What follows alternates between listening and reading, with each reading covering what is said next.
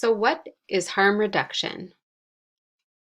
You're looking at the website for the Harm Reduction Coalition that provides a lot of great resources to help understand what harm reduction is. And I want to cover with you what the principles are and then give an example using the condition of diabetes to kind of help bring it home and help us understand what this means for people.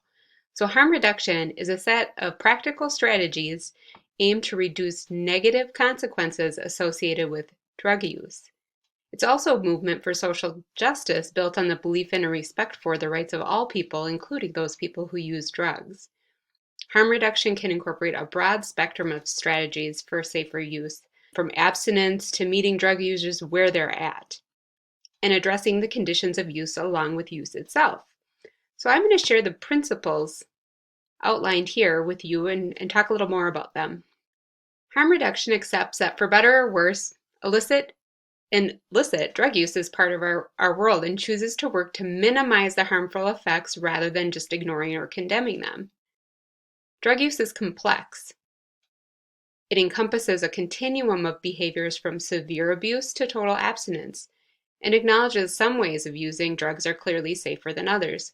For example, if you're injecting drugs, it would be a lot safer to use sterile syringes than use syringes that could spread infection. Harm reduction establishes quality of individual and community life and well-being, not necessarily cessation of all drug use as their criteria for successful intervention. So meaning we're really focused on quality of life for individuals and communities, not solely on abstinence. Harm reduction calls for non-judgmental, non-coercive provision of services. So we provide services and resources to people who use and the communities in which they live to assist them in reducing their harm in a non-judgmental way.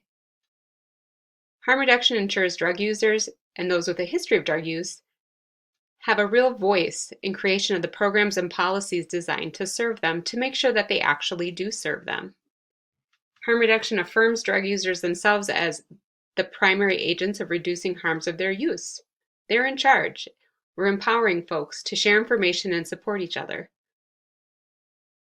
Harm reduction recognizes the reality of poverty, class, racism, social isolation, past trauma, discrimination, etc.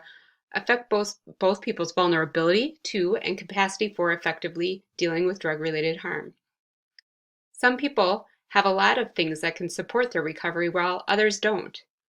Harm reduction does not attempt to minimize or ignore the real and tragic harm and danger associated with licit and illicit drug use. So that was sort of a summary of the harm reduction principles, but let's think about this in terms of diabetes. If we have a patient who has diabetes and we know that their blood sugars are really not well controlled and that the best medication for them would be to inject insulin to bring their blood sugars to control. But that person isn't ready for an injection. However, today they're open to using an oral medication. And while we know that oral medication isn't going to get their blood sugars all the way to their goal, it should help get it partway there. And so today, that's what they're ready for, and that's what we give them to support their goals. And then maybe down the road, they'll be ready to move into the insulin. So really, it's about meeting people where they're at and helping them reduce the harms of their use.